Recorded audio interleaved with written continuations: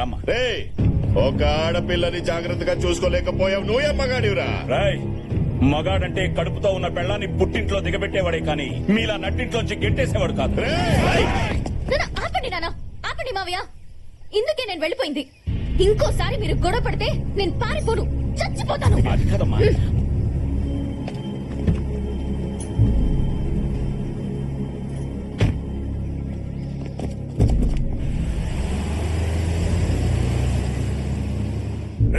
దాన్ని లేపేద్దాం అనుకుంటే మధ్యలో వాడేవడరా? తెలీదన్నా, కానీ వాడు కొడితే ఇలా నవ్వారు పడుతున్నా. అంతా పోటుగాడా? వాడితో పెట్టుకుంటే నువ్వు కూడా రైస్ ని జ్యూస్ లాగా తాగాల్సి వస్తుంది. రేయ్, అసలు వాడెవడు, ఎక్కడి నుంచి వచ్చాడు, ఎక్కడ ఉంటాడు తెలుసుకోండి. అంటే మీరు ఫారెన్ నుంచి వచ్చింది ఫ్యాక్టరీ కోసం కాదా, ఆ అమ్మాయి కోసమా? అసలు ఏం జరిగింది సార్? అది నీకు తెలియాలంటే ముందు మా అమ్మ గురించి నీకు తెలియాలి. మా అందరితో సరదాగా నవ్వుతూ ఉన్నా తన మనసు మాత్రం ఇంకెక్కడ ఉందని నా ఎంగేజ్మెంట్ రోజు తెలిసింది. ఏమా ఫీల్ అయ్యావా? మీరు గేమ్ ఆడితే నేను డబుల్ గేమ్ ఆడాను. ఎలా ఉంది? నీ మీద ఎన్ని ఆశలు పెట్టుకున్నాను.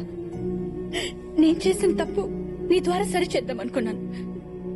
నాకు అవకాశం లేకుండా చేశావు. ఏంటమ్మా, ఏంటి నువ్వు మాట్లాడేది? ఇన్నాళ్ళు మనకెవరు లేరని అబద్ధం చెప్పానురా. మన వల్ల చాలా కోల్పోయిన వాళ్ళు, మన వల్ల బాధపడిన వాళ్ళు, మన మీద ఇంకా కోపంగా ఉన్న వాళ్ళు ఉన్నారు. నాకు 4 అన్నయ్యలు. వాళ్ళకి నేనంటే ప్రాణం. నాకు వాళ్ళంటే ప్రాణం కన్నా ఎక్కువ. అదే ఊర్లో మా పెద్దన్నయ్యకు ఉన్న ఒకే ఒక బెస్ట్ ఫ్రెండ్ సాయిరెడ్డి గారు. సాయిరెడ్డి గారికి 4 చెల్లెళ్ళు. తమ స్నేహాన్ని బంధుత్వంగా మార్చుకోవడానికి తన చెల్లెలని మా అన్నయ్యలు చేసుకోవాలని నన్ను సాయిరెడ్డి గారికి ఇచ్చేయాలని నిర్ణయించుకున్నారు. నా చదువు పూర్తయిన తర్వాత మా ఇద్దరికి పెళ్లి చేయాలనుకున్నారు. ఈలోపు వాళ్ళ పెళ్లిళ్ళు జరిగిపోయాయి. అప్పటికే నేను మీ నాన్నని ప్రేమించాను. ఈ విషయం మా అన్నయ్యలకి చెప్పే ధైర్యం లేక సాయిరెడ్డి గారికి చెప్పాను. ఏంట్రా నువ్వు మాట్లాడేది? ఈ పెళ్లి చేసుకోవడం నాకు ఇష్టం లేదు. ఇక్కడ దాకా తీసుకొచ్చి ఇప్పుడు కాదంటావేంటి? నువ్వు ఆ రోజు మాటిచ్చావనే కదా నీ చెల్లెలని మేం చేసుకుంది. కానీ మా జాతకాలు కుదరట్లేదని పంతులు గారు చెప్పారు. ఇప్పుడు దాని పెళ్లి క్యాన్సిల్ అయితే తెలిస్తే ఎంత బాధపడుతుంది? నేను మాత్రం మీ చెల్లిని పెళ్లి చేసుకోలేను, క్షమించండి. ఆ తర్వాత సాయిరెడ్డి గారు మీ నాన్నకి నాకు రిజిస్టర్ ఆఫీస్ లో పెళ్లి చేసి ఫారిన్ పంపించేశారు. నా కోసం సాయిరెడ్డి గారు పెద్ద రిస్క్ తీసుకున్నారని తెలుసు, కానీ ఇంత అనర్థం జరుగుతుందని ఊహించలేకపోయాను. బాబా, మా చెల్లెల్ని ఊరి నుంచి పంపించేసి మన స్నేహానికి ద్రోహం చేశావు. అందుకే మీ చెల్లెల్ని మా అందరి జీవితాల నుంచి పంపించేస్తున్నా. ముగ్గుళ్ళుండి కూడా నీ చెల్లెలు ముండం మోపల్లాగా నీ కళ్ళెదురుగా తిరుగుతుంటే నువ్వు జీవితంతో కుళ్ళి కుళ్ళి ఏడవాలి.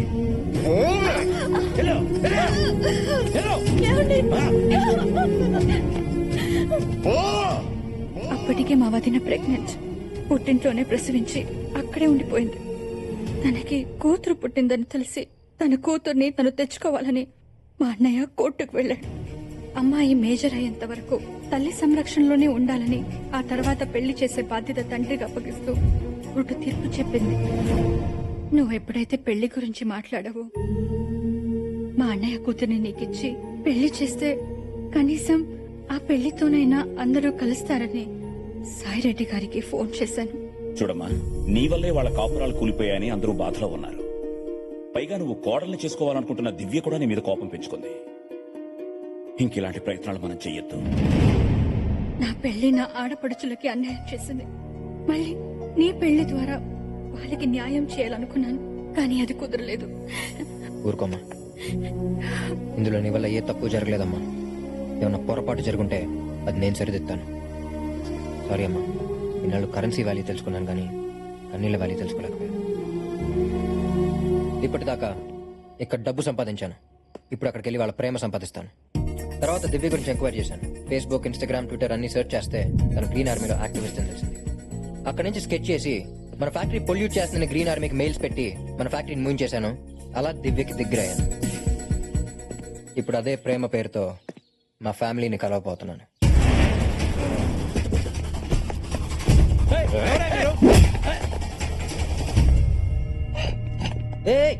ఎవరు మీరంతా? మా అన్న భూపతి, రఘుపతి, చలపతి, ఉమాపతి. మీ తిరుపత? కాదు, బొబ్బిలి.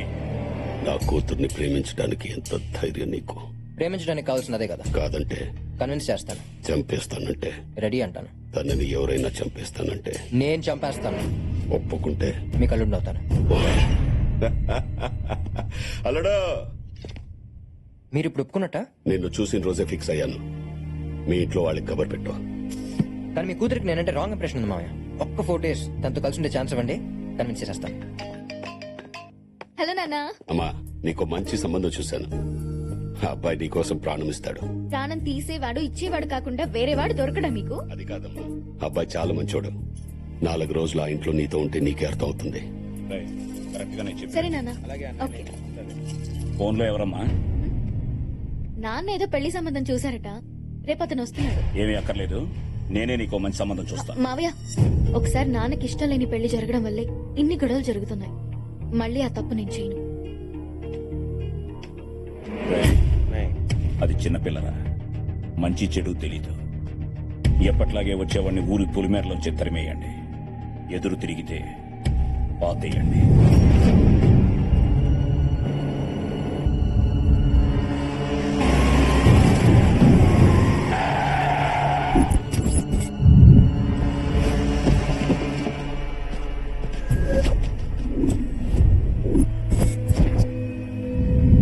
వచ్చే పెళ్లి కొడుకు ఈ బండిలోనే ఉన్నాడు. బండిలోనే పాతేయండ్రా.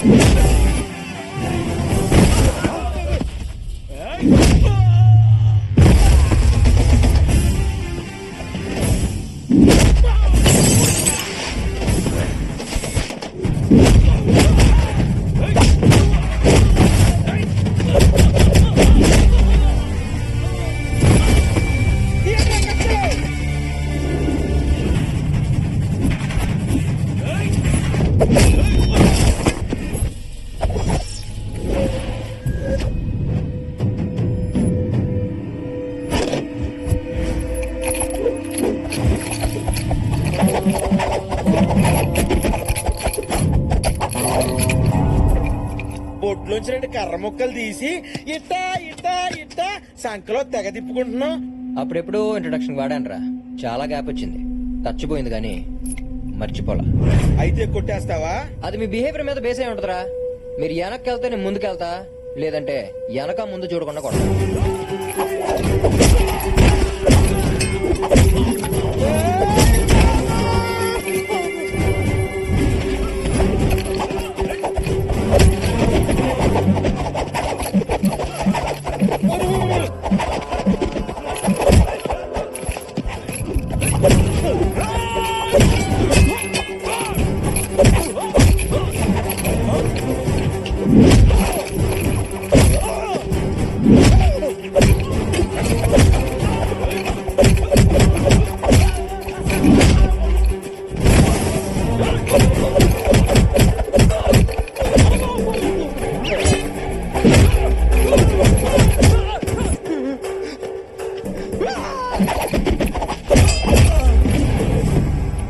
రేయ్, అందరూ చొక్కాలు ఇప్పేసి కూర్చోండ్రా. సో ఫైనల్ గా మీ అందరికి ఏమర్థమైందిరా? రూట్ తెలియకుండా డ్రైవింగ్, ఎదుటోడి స్టామినా తెలియకుండా ఫైటింగ్ చేయకూడదని అర్థమైందన్నయ్య. మీ ఫేస్ చూస్తుంటే ప్రొఫెషనల్స్ లా లేరురా. ఏం పని చేస్తారా? సాయిరెడ్డి చెప్పిన పనులన్నీ. ఎంత ఇస్తాడేంటి? 2 పూట్ల భోజనం పెట్టా ఎయ్యిస్తాడన్నా. రోజుకా? నెలకి. నాకు విషయం అర్థమైందిరా. మీలో ఎవ్వరూ కావాలని రౌడీలు అవ్వలేదు. మీ దరిద్రమే మిమ్మల్ని రౌడీలు చేసింది. అవునన్నా. మీ అందరికి బ్యాంక్ అకౌంట్లు తీసి ఒక్కొక్కడికి 10 లక్షలు వేస్తాను. మీ పిల్లలందరినీ బాగా చదివించి ప్రయోజకులు చేయండి. నువ్వు అల్లునివి కాదన్నా, మా కోసం వచ్చిన దేవుడు నువ్వు.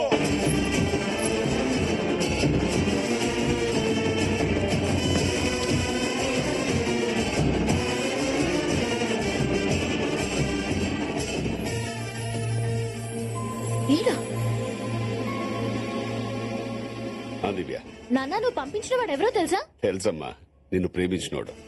అయ్యో, అదంతా డ్రామా నాన్న. వాడు వచ్చింది ఫ్యాక్టరీ కోసం. నువ్వు అలా చెప్తావని కూడా చెప్పాడు. నాన్న, అది కాదు నాన్న. చూడమ్మా, నాకు 4 నిమిషాల్లోనే నచ్చాడు. నువ్వు 4 రోజులు చూడు, నచ్చకపోతే పంపించేద్దాం. హలో హలో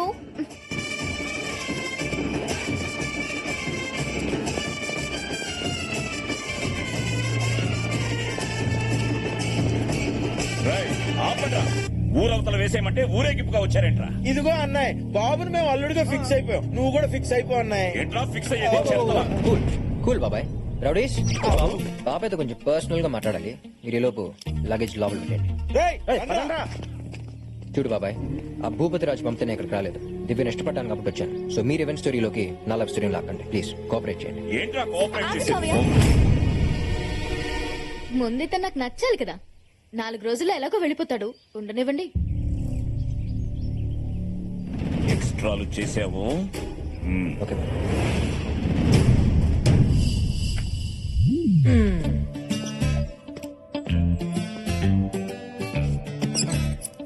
ఏంటి అత్తయ్యలు నచ్చానా?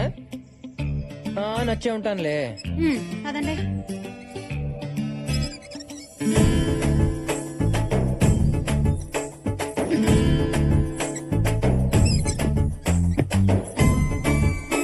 విజయ్, నువ్వు అక్కడ లవ్ కట్ చేసుకుని వస్తే నేను ఇక్కడ మ్యారేజ్ సెట్ చేసుకుని వచ్చా. ఎలా ఉంది ట్విస్ట్? 4 రోజుల్లో నేను చెక్అవుట్ చేస్తా. నీ లగేజ్ తో రెడీగా ఉండు. అబ్బో, ఇందాక నుంచి అబ్జర్వ్ చేయలేదు కానీ లంగా ఉన్నలో బెల్ల సెక్సీగా ఉన్నావే. అన్నాడు అన్నాడక్క. అబ్బో